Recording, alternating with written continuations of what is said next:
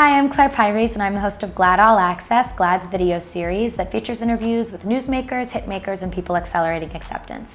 And this week, I interviewed Olumide Femi Makanjuola, who is a Nigerian LGBT advocate who talked about the state of LGBT people in Nigeria right now. And I spoke with him because last week, NOI Polls, the Initiative for Equal Rights in Nigeria, and the Bisi Alimi Foundation published a poll that assessed the acceptance rate of LGBT people in Nigeria right now. Take a look. So my first question is, what is it like to identify as LGBT in Nigeria right now? One of the most common things that we can say is the fact that isn't friendly, the environment isn't friendly, the policy aren't friendly. What does your organization, the Initiative for Equal Rights, do, and what do you do specifically? So I currently work as the executive director of TIER. So we moved from just HIV prevention for gay men to a broader LGBT movement. And then we also run the first and the only at the moment paralegal initiative for LGBT in Nigeria. 10 years ago, the Nigerian government didn't have it in their plan to provide services for gay men or any men who have sex with men. But now you have it clearly in the national strategic document. It's not just providing condom and lubricant to gay men.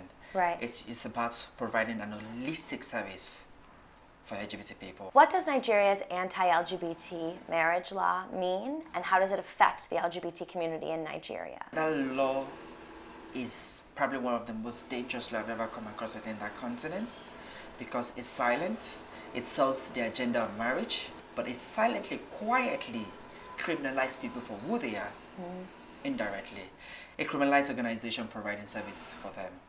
It's indirectly trying to shut up activists because who they are is not just them being gay.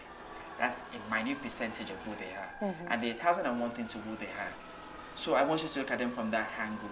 I want you to look at the fact that somebody has just been beaten. Don't say because they are gay you will not stand up. They've just been beaten for who they are. Stand up for that. Nigeria seems to have a lot of influence on the rest of the continent, and I'm wondering what sort of influence this law has. Nigeria proved, the big brother of Africa, Nigeria, proved the power and they passed the law. And in less than few months, we saw Uganda doing the same thing. I grew up in an environment where injustice has always been there. Now, that has always given me courage.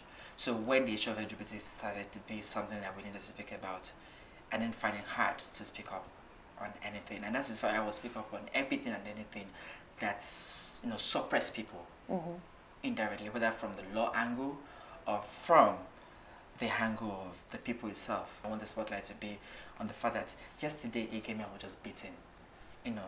Somebody down the street felt that the way that guy was working, it shouldn't be working like that. My last question is, what do you hope to see for LGBT people in Nigeria going forward?